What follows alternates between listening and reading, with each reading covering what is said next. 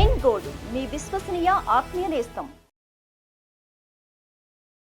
జగన్ ఓడిపోవడానికి కారణాలు ఏంటంటారు సార్? అంటే ఎలా ఉంటుందంటే యాక్చువల్గా మీరు రిజల్ట్స్ చూసుకుంటే జగన్మోహన్ రెడ్డి గారికి అరౌండ్ 39.5% ఓట్లు వచ్చాయి. 40% దాకా వచ్చాయి, కానీ సీట్లు 11 మాత్రమే వచ్చాయి. అవును. సో ఓట్లకి సీట్లకి పెద్ద అక్కడ టాలీ సరిగా ఉండదు.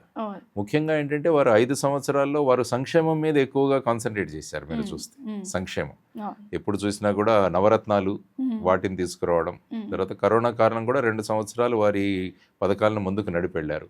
కాబట్టి ఏమవుతుందంటే ఆ విధంగా ఆయన పరిపాలనలో ఈ విధంగా జరుగుతోంది, అభివృద్ధి లేదు అన్నది. తర్వాత 3 క్యాపిటల్స్ ఒక విధానం, తర్వాత రోడ్ల యొక్క దుస్థితి, ఆ తర్వాత వచ్చేసి ముఖ్యంగా మీరు చూసుకుంటే ల్యాండ్ టైటిలింగ్ యాక్ట్ అన్నది ఒకటి తీసుకొచ్చారు. దాంట్లో ఈ ప్రతిపక్షాలు ఎలాంటి భయం పుట్టించాయంటే మీ భూములన్నీ కూడా ఆయన పేరు మీద వెళ్ళిపోతాయి, ఎందుకంటే పట్టాదారు పాస్ పుస్తకం మీద కూడా ఆయన బొమ్మే ఉంటుంది.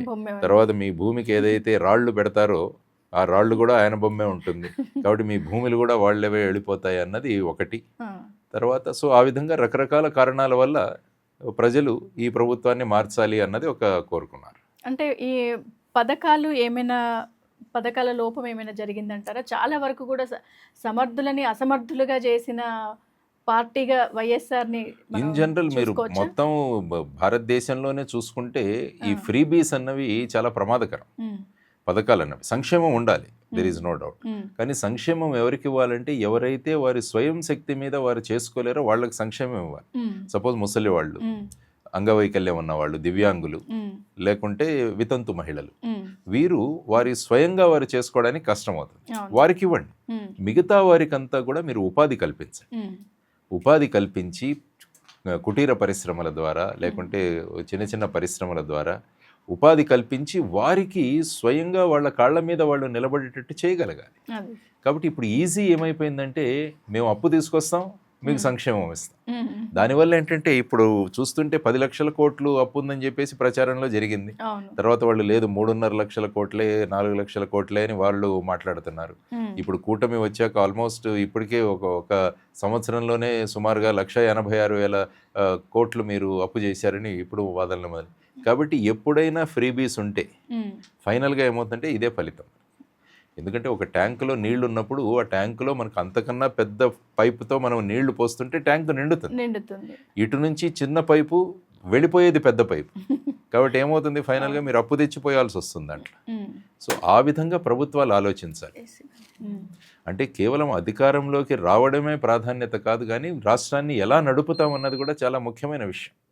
కానీ ఇప్పుడు ఎక్కడా చూడండి ఉచిత విద్యుత్తు, ఉచిత నీళ్లు, తర్వాత పెన్షన్లు 18 సంవత్సరాలు నిండితే వాళ్ళందరికీ కూడా మహారాష్ట్ర లాంటి రాష్ట్రంలో 2100 ఇస్తున్నారు మహిళలకి.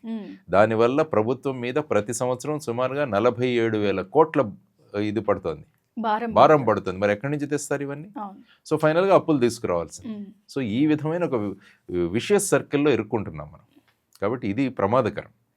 కాబట్టి అటు జగన్మోహన్ రెడ్డి గారు ఉన్నప్పుడు నవరత్నాలు కావచ్చు, తర్వాత వీళ్ళు వచ్చిన తర్వాత అనౌన్స్ చేసిన సూపర్ 6 కావచ్చు, ఇవన్నీ కూడా ఫైనల్గా ఏంటంటే ఆర్థిక దాన్ని డైవర్ట్ చేసేస్తాయి. సో ఎక్కడైతే ప్రగతి ఉంటుందో, ఎక్కడైతే దానికి మనం సంపద సృష్టిస్తామో అప్పుడు ఈ ఉచిత పథకాలు అవసరం లేదు. అందుకనే జయభారత్ నేషనల్ పార్టీ మేనిఫెస్టోలో మేము చెప్పాం, ఉచితాలు ఉండవు, ఉపాధి ఇస్తాం ప్రతి ఇంటికి, చదువుకున్న ప్రతి ఒక్కరికి కూడా ఉపాధి ఇచ్చే బాధ్యత మాది అన్న ఆ విధంగా తీసుకువెళ్ళాం. కానీ ఈ మొత్తం ఒకవైపు ఉచితాలు వద్దు అంటూనే అన్ని పార్టీలు ఉచితాలు ప్రకటిస్తూనే ఉన్నాయి. సో అంటే ఇప్పుడు ఆ ఉచితాలు అనేది ప్రకటించకపోతే ప్రజలు ఓట్లేసేలాగా లేరు. ఇప్పుడు మీరు అనేది ఏంటంటే ఇప్పుడు సేమ్ వైఎస్ జగన్ ఏదైతే చేశాడో ఇప్పుడున్న పార్టీ కూడా, ఇప్పుడున్న ప్రభుత్వం కూడా సేమ్ అదే దారిలో వెళ్తుంది. సో ఓవరాల్గా ఫైనల్గా వచ్చే అవుట్పుట్ ఏంటంటే అప్పుల కుప్ప. సో నెక్స్ట్ ఇది జై భారత్ నేషనల్ పార్టీ మాత్రం నెక్స్ట్ వస్తుందని అనుకుంటున్నారా? మా ప్రయత్నం మేము చేస్తాం ఖచ్చితంగా. మా ఆలోచనలు మేము తీసుకొస్తాం. మేము కూడా ఇక రావాలంటే ఉచితాలు ప్రకటించాలన్న ధోరణి ఉండదు. మా ధోరణి మాది స్పష్టంగా ఉంటుంది. ఆ తర్వాత ప్రజలు వాళ్ళు నిర్ణయించుకోవాలి.